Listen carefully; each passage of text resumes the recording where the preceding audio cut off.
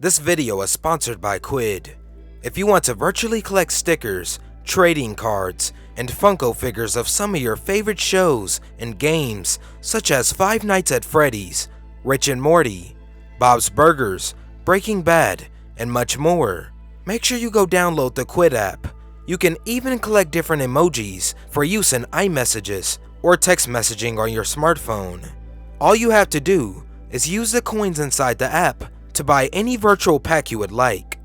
The app also provides 4,000 free coins every 3 hours, so you do not need to use real money to get cool packs in this app. Here are a few packs you could get to start you off.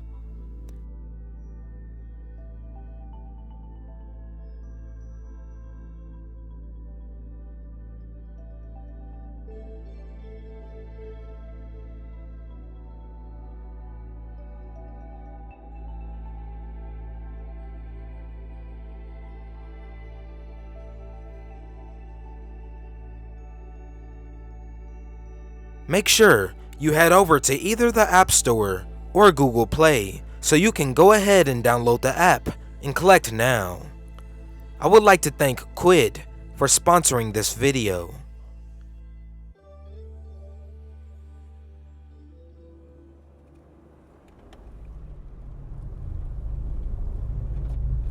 Roger yawned, then flicked himself in the face to stay awake. He was beginning to have doubts about this entire endeavor. Was all of this driving around in the exact middle of who the hell knows where to meet some chick off the internet really worth it?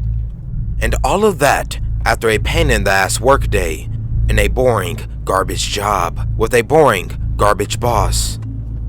Roger sighed and looked out the window for the millionth time, hoping to see some sign of modern civilization.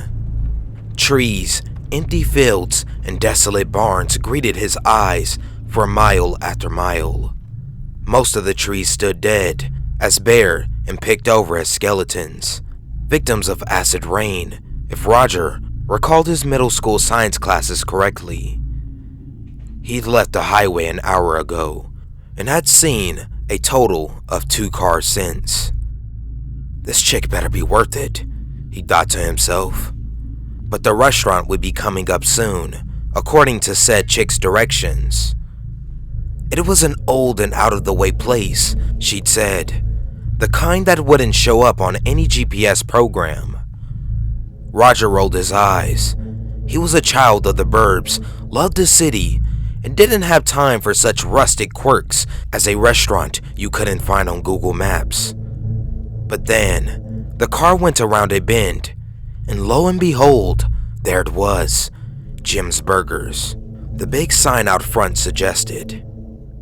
Roger rolled into the gravel parking lot and got out to have a closer look. The sign, illuminated by a couple of flickery old bulbs, displayed the cartoon image of a bull dressed in a stereotypical chef's outfit, the wild-eyed animal drooling over a pile of cheeseburgers. Everything about it was off-putting. The spatula and the knife in the bull's hands, the chipped paint and rather manic art style. Roger scoffed, walked past the other 2 cars in the lot and the buzzy neon open sign, and went inside. A big old cowbell on a string jangled as he opened the door. Immediately, a pale, chubby, and stubbly young man behind the counter greeted him. "Good evening, sir. Welcome to Jim's Burgers. May I take your order?" The guy was probably 18 or 19 years old, but his hunched-over posture and the lines and spots on his face suggested all the worst aspects of premature aging. He grinned at Roger expectantly, the smile not quite reaching the wide and bloodshot eyes. Roger replied with an awkward, "I'm waiting for someone. I'll decide in a minute," then walked across the dining area to take a seat. The decor of the place resembled a big chain fast food restaurant, but clearly hadn't been updated in at least 30 years. The booth Roger chose sat mercifully out of the cashier's line of sight. The place was void of any other customers unless they were in the bathroom. The smell of greasy burgers and French fries came from the kitchen, and Roger had to admit he was hungry. He sighed and pulled out his phone to check his text messages from Cassiopeia. That was the girl's name, though she just went by Case. They'd met on a dating site. Case had caught his eye straight from her profile picture. With her fire truck red hair, ruby lips, emerald eyes, an exotic name. She'd seem artsy and eccentric from the get-go. The kind of girl who liked to act on the fly, drinking new cocktails, listening to new music, going on random trips to strange places. All the adventurousness Roger had tried to summon up in himself since his most recent breakup. So long as Case wasn't a total catfish, she'd make a sweet lay to break his dry spell. That is, if she even showed up. He sent her a text saying he'd arrived. It'll be just his luck to get stood up after driving all this way. "Everything all right, sir?" Roger bolted upright in his seat. Right next to him stood another employee, this one a woman, perhaps a couple of years older than the cashier, and with the same sickliness. The two workers looked like they could be siblings, and probably were. No doubt this was a family business. "Have you been helped?" She grinned down at him with that same artificial expression as the cashier, and her eyes were just as unsettling. No. I'm waiting on someone before I order," he explained, attempting to hide his disgust. The woman smelled awful, like a combination of ultra-strength cleaning supplies and old bacon. He smiled back nervously. An expression of hostility flickered across her dark eyes, like the silhouette of a large shark gliding beneath a boat on the open sea. The look, which lasted barely long enough to register, was frighteningly raw and bestial, but her smile remained the same. He noticed the odd, pink stains on her teeth and felt his whole body tense up and recoil. She nodded, the hostility again, replaced with robotic, customer service friendliness. "All right, well, let us know when you're ready." Then she grabbed an old broom and dustpan and began sweeping up the place. There was nothing to sweep off the sterile-looking tile, but she continued the activity with enthusiasm, staying always within easy earshot and eyesight of Roger. He exhaled. "Enough of this shit," he thought, then got up and walked back outside, doing his best to ignore the eyes boring into the back of his head all the way. He'd wait another 5 minutes for Case. It was already 10 minutes past the time they agreed to meet, and if she didn't care enough to call or text saying she'd be late, well, that was it. Another disappointment. He breathed in the warm summer night's air, then smacked a mosquito on his arm. Thoughts spinning and feet tapping with impatience, he wiped away the bug and began pacing around the building. He didn't like the way the two weirdos inside could see him through the front window.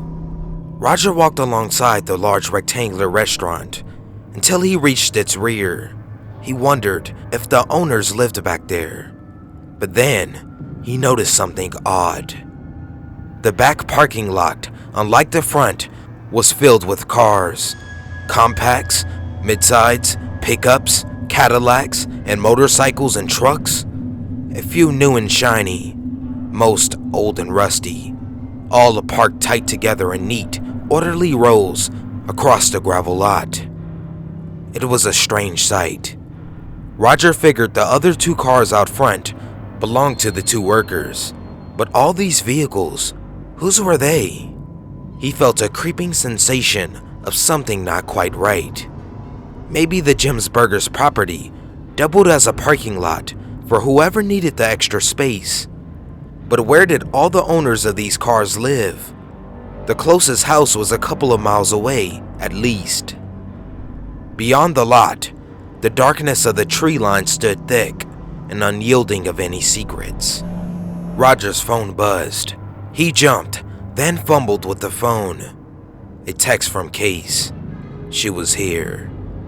Feeling that happy buzz of hope and nervousness that always accompanied meeting a pretty girl, Roger walked back to the front and went back inside. No new car had arrived, but maybe one of the cars belonged to Case, and she'd just been in the bathroom. There, patiently reading a paperback at one of the middle tables, sat Cassiopeia. She was every bit as beautiful as her pictures had suggested. Her bright-eyed face was a perfect picture. The elegant curves of her body proudly filling her black and white striped dress. She looked up from her book to greet him at the sound of the cowbell, and those emerald eyes flashed with a warmth and hint of mischievousness that Roger found utterly irresistible. "Roger?" she purred with a flick of her deep red hair. "Have a seat. How are you?"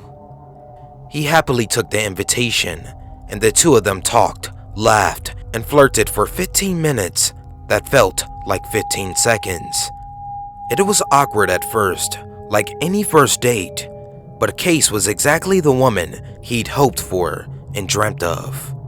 Beautiful, geeky in all the right ways, easy to talk to, all wrapped up in that hourglass package of seductiveness. "Well, I'm starving. Let's get some grub," she declared, hopping to her feet. Roger shifted uneasily. He said softly, glancing at the ever-staring fast food workers. "Can we go somewhere closer to town? I honestly feel uncomfortable here." "I know a great uncomfortable with me?" Case interrupted, giving him puppy dog eyes and a pouting lip. Then she smiled and grabbed his hand. "Come on, the food's great. I've been coming here since I was old enough to eat solid food. You'll love it." The menu was simple, mostly hamburgers with different toppings. Case recommended the chili cheese fries, and Roger, remembering the growl of his stomach, how hungry he was, happily placed a large order. A few minutes later, Case was practically skipping with glee when she banged down the plastic tray of steaming and fragrant food. "Close your eyes," she demanded. "No peeking." Roger complied with a chuckle. "This better be worth the drive," he joked. Case poked a cheesy, chili-covered French fry under his nose. He savored the spicy, meaty aroma. His mouth watered.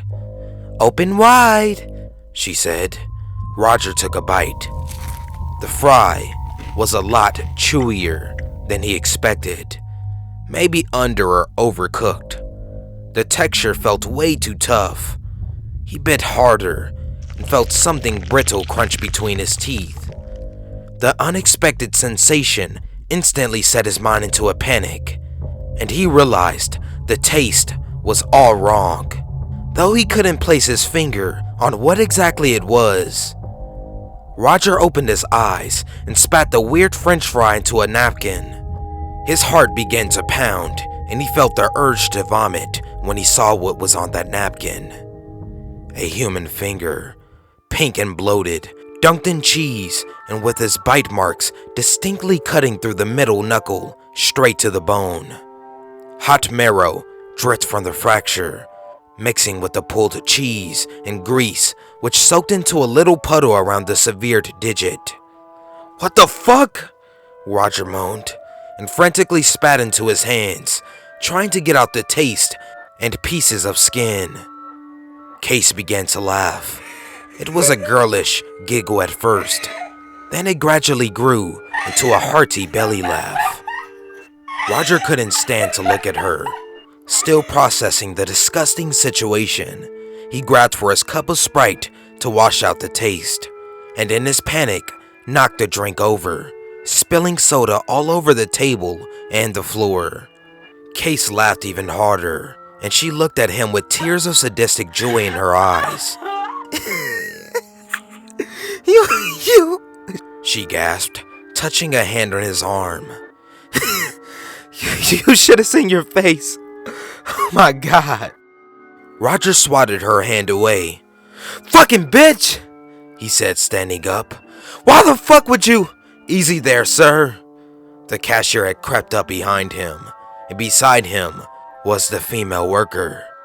You've made quite a mess, she said.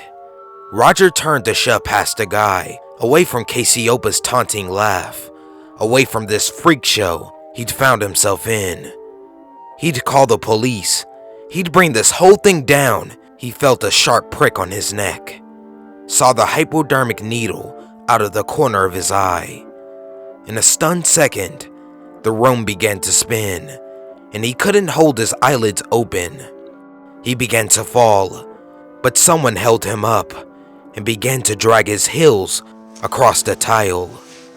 Nighty nighty, boy, Case taunted, and then Roger was out entirely.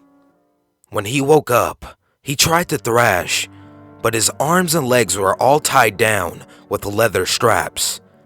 He felt the cold metal table against his bare back, looked towards his feet, and realized he was entirely naked. His head felt a bit drowsy from the drugs, but he was unhurt otherwise.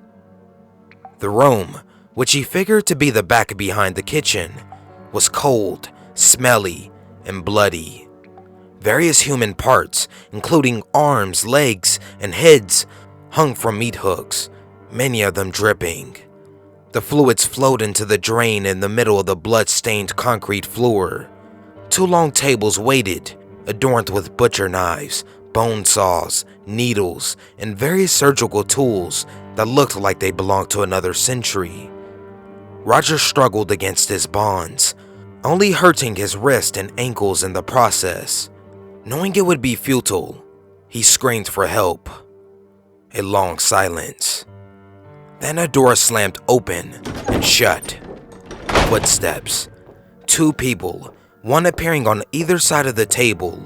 One was the cashier, dressed now in a white butcher's apron, surgical mask over his face, and the other was Casey, dressed in her same sexy outfit. No one's coming for you, said the cashier. You are done. Roger struggled frantically again and swore at his captors. Now, purred Cassiopa, stroking his forehead. That won't get you anywhere. Just relax and we can have a bit of fun before you're turned into food and shoe leather.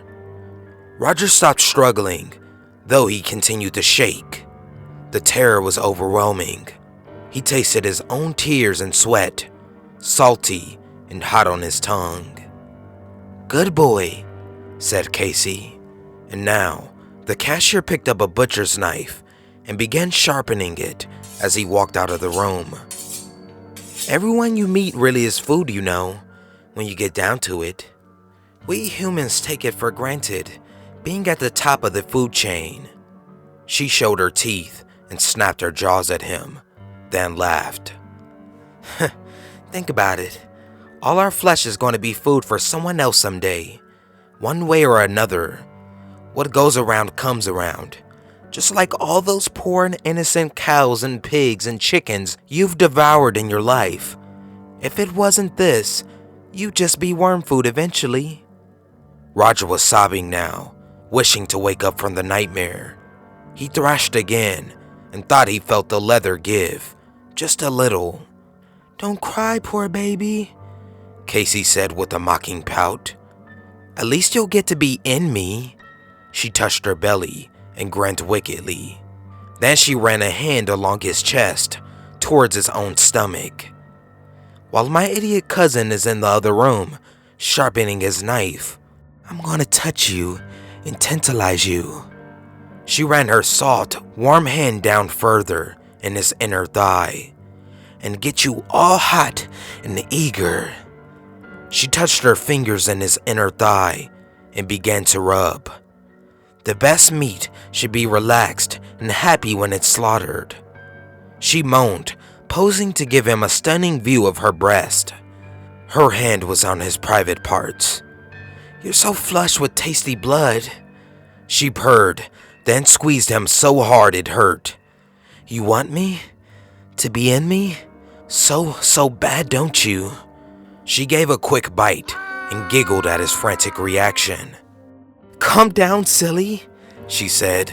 I'm not gonna eat it. I'm just getting my latest trophy ready.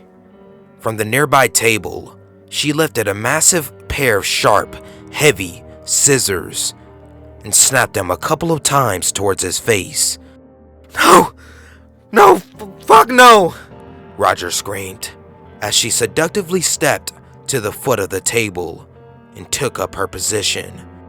Please, what do you want? I can get you money. God, no, fuck, please, he pleaded, digging the leather restraints painfully into his wrist and ankles. The bonds were made up of something weaker than cow leather and continued to gradually stretch, giving him just a bit more wiggle room with each thrash. She ignored him and kept speaking with sadistic glee. I have a whole shelf of these, you know, motioning with the scissors at his manhood. All pickled, floating in jars. You'll fit in well enough. And I'm just gonna enjoy taking the first bite out of the Roger burger. Anyway, let's get this done quick. I'd tell you this wouldn't hurt, but I'd be lying. She opened the scissors wide. Roger moaned and squeezed his eyes shut, hoping he'd pass out and somehow avoid the pain. Boom! The door banged open, and the cashier walked back in, knife in his hand. Cousin Casey, he said nervously. There's some people outside. I think they're cops. Well, don't fucking let them in, Cassiopeia snapped. Can't you see I'm not done? I know, I told them to fuck off, but they say they got cause. Mary's talking to him now, but they're real suspicious, Case. They're showed badges. They're those plainclothes detective types. The cowbell rang from the dining area, and Roger could hear muffled voices, stern and combative. For fuck's sakes, Case whined. Why am I the only one around here with half a brain? Don't let him poke around. I swear. Here, finish off this chump and let me deal with it. She snared at Roger, and on her way out, whispered to him. Scream, and I'll make this 1,000 times worse for you than you can possibly imagine. Then she set the scissors down, somewhere behind his head, out of his sight, and exited. Now, it was just Roger and the cashier. Roger thought about yelling for help. The cops were arguing with Mary, and now Casey. He could hear, and it didn't sound like it was going well. The words, stolen property, and missing persons came through the wall. But the cashier loomed over to him, leering with that big sharp butcher knife. And the bonds felt like they could rip with just a bit more time and effort. There could be a better way. You don't have to do this, Roger said, stalling for time. Those cops are going to find this room. Find me here. Do you want to go to jail? Get locked in a cage for the rest of your life? Does that sound fun? You can still run. Get out while they're distracted. I swear I never saw you. The cashier frowned thoughtfully. Roger continued talking and also began to reach his fingertips as far back behind his head as the restraints would allow. Is it worth going to jail? For life? Just to do what your cousin says? This whole thing is a twisted scheme, isn't it? Success. The tips of his finger found the plastic handles of the scissors. No! The cashier shouted and stumped around. She says she got all the brains, but she don't.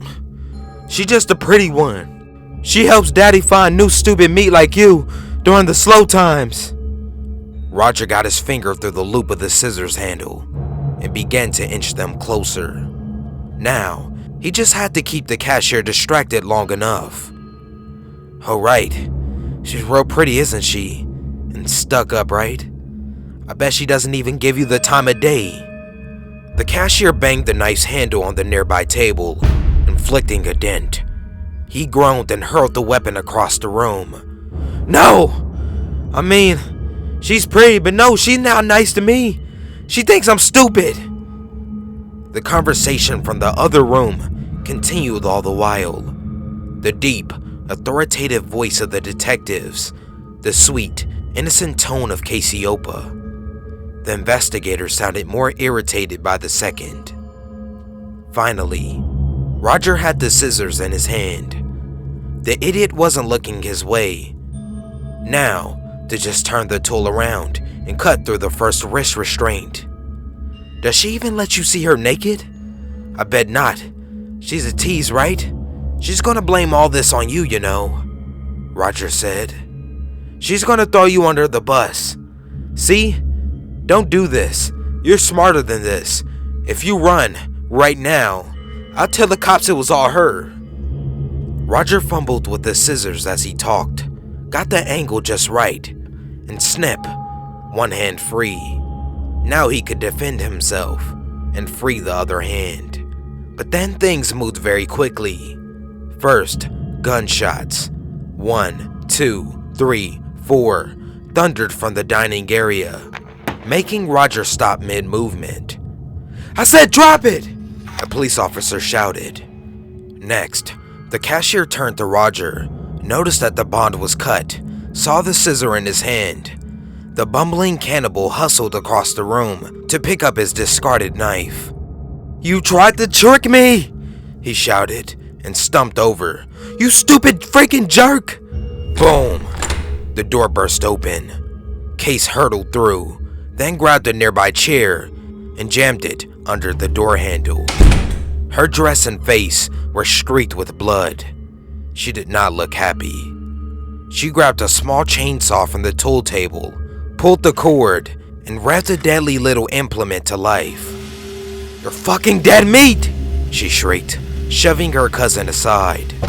The cops were pounding on the barricaded door. The chair creaked and cracked. They'd be inside any minute. I'll fucking eat you raw!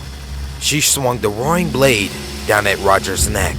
The blade missed by inches, clanging and sparking viciously off the metal table. The smell of gasoline and singed metal filled the air. But Roger's arm was free and held a weapon now. He rolled his torso over and cut it clean through the other leather restraint. He screamed to the cops for help. Case went berserk with the chainsaw, swinging it faster than Roger could counterattack with his scissors. The sharp and spinning steel screamed and dug through the flesh of his shoulder and back, spraying blood across the room. The attack narrowly missed, decapitating him. The blade slipped, then pressed into his collarbone with Case's entire body weight, filling his ear with the weapon's deafening roar and the splattering fragments of his muscle and bone. The pain was absolutely unbearable, blocking out any figment of thought or rationality.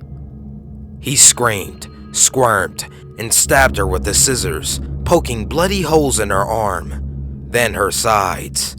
She redirected the chainsaw attack to knock aside his weapon, then leaned on top of him, pinning his arms down with her knees. Die! She shrieked, then dropped her head down to bite his torn up shoulder and collarbone. Like a dog, she ripped off a chunk of flesh, sending more blood spraying, then spat his own flesh back in his face. At the same time, she dropped the chainsaw down to his wrist, tearing excruciatingly through the muscle, nerve, and bone to sever his hand. Roger snapped his other hand free from under her, then struck her repeatedly in the face, instinctually hoping for a knockout, or at least to damage her eyes. Just then, the cops busted through the door. The cashier, who up till then had been trying to guard the entrance, fell to the floor with a wet thud, chest full of well-placed lead. Drop it! One of the cops shouted, now in the room. Then, without waiting for a response, Cassiopeia's head exploded out the front of her face, coating Roger in blood and brain chunks. Her body went limp and collapsed over his. The facial exit wound leaned against his cheek like a lover's kiss. "Over here! He's wounded!" one of the cops shouted, then began to roll the body off. The other officer was talking into a radio, calling for EMTs, but the words were becoming vague to Roger, along with his sight, as his consciousness faded into black. He felt his hands and some sort of cloth pressed against his neck, attempting to staunch the bleeding, no doubt. Perhaps he'd live. He'd have a hell of a story, he deliriously thought. All this just to break a dry spell.